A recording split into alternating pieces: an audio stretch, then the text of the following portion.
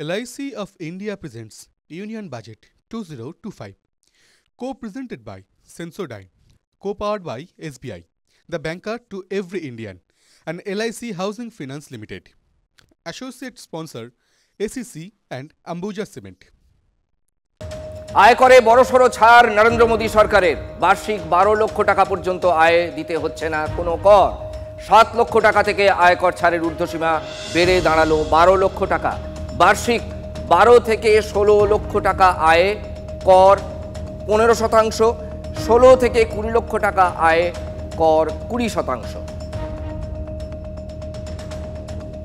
Of our government's trust on the middle class taxpayers, I am now happy to announce that there will be no income tax payable up to income of 12 lakh rupees.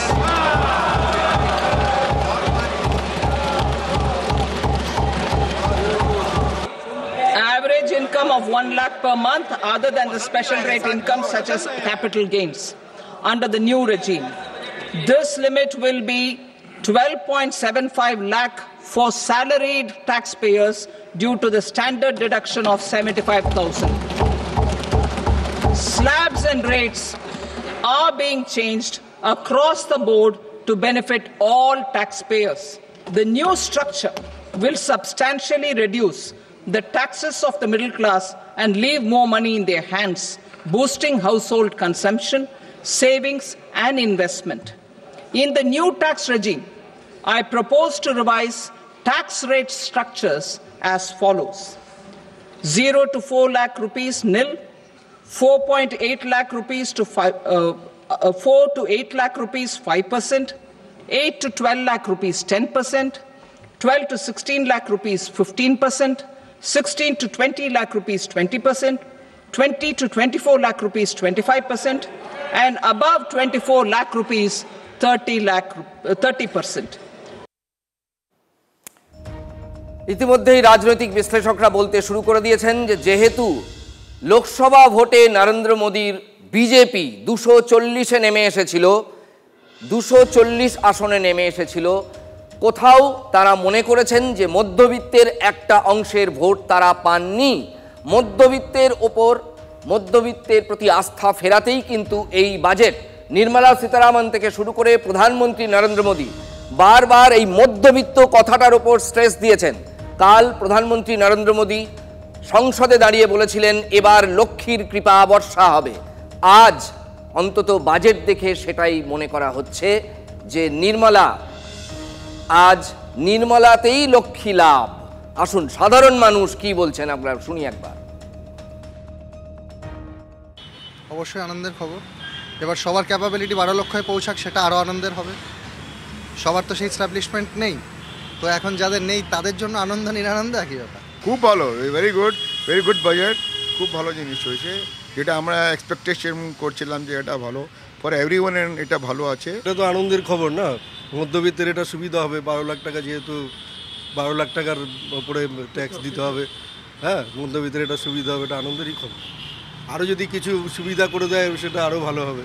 এইটা প্রত্যাশা ছিল আমাদের কাছে যে হয়তো এবার কিছু পাবো। বহু বছর ধরে অপেক্ষা করছিলাম যে এবার বাজেটে কিছু পরিবর্তন হবে, কিছু ছাড় দেবে, কিন্তু আলটিমেটলি হয়নি। তো এবার যেটা খবর পেলাম অবশ্যই আমাদের পক্ষে ভালো, আয়করটা আমাদের ঘাটের থেকে নেমে গেল। যে নিউ রিজিমে 12 লাখ পর্যন্ত ছাড়, এতে মধ্যবিত্তের একটা অনেক সুরাহা হবে। চাকরিজীবী এবং মিডিল ইনকাম ট্যাক্স গ্রুপ যারা, তাদের ক্ষেত্রে একটা রিলিফ বলে মনে করছি। 12 লক্ষ টাকা পর্যন্ত আমরা এটা একদম সাধুবাদ জানাচ্ছি। এটা একটা সরকারের বিরাট বড় উদ্যোগ, একটা বিরাট বড় রিফর্ম বলে আমি মনে করছি। যে সাধারণ মধ্যবিত্ত মানুষ আমাদের ক্ষেত্রে এটা আমাদের একটা বিশাল সুবিধা হলো, আমাদের অনেকটা টাকা সঞ্চয় হবে। আয়করে বড়সড় ছাড় মোদী সরকারের। বার্ষিক 12 লক্ষ টাকা পর্যন্ত আয় দিতে হবে না কোনো রকমের কর। এটা ছিল 7 লক্ষ, অর্থাৎ কোথাও 5 লক্ষ এই সিলিংটা বাড়লো। 7 লক্ষ থেকে আয়কর ছাড়ের ঊর্ধ্বসীমা বেড়ে দাঁড়ালো 12 লক্ষ টাকা। বার্ষিক 12 থেকে 16 লক্ষ টাকা আয়ে কর 15%, তারও স্ল্যাব রয়েছে। 16 থেকে 20 লক্ষ টাকা পর্যন্ত আয়ে কর 20%।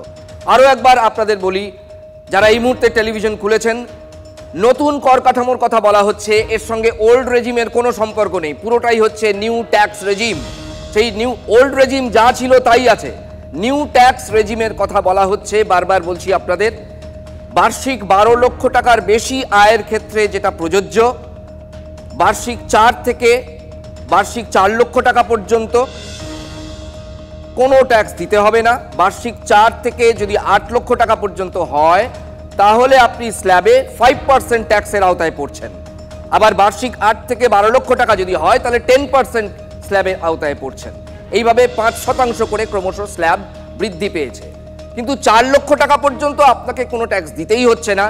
12 লক্ষ টাকা পর্যন্ত যদি আপনার আয় হয় আর যদি আপনি বেতনভুক হন তাহলে 12,75,000 টাকা পর্যন্ত আপনি কোনো করের আওতায়, ইনকাম ট্যাক্সের আওতায় পড়ছেনই না।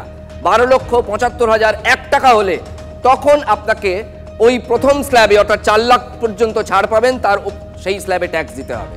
তারপর সেটা ক্রমশ 5% করে বাড়তে থাকবে।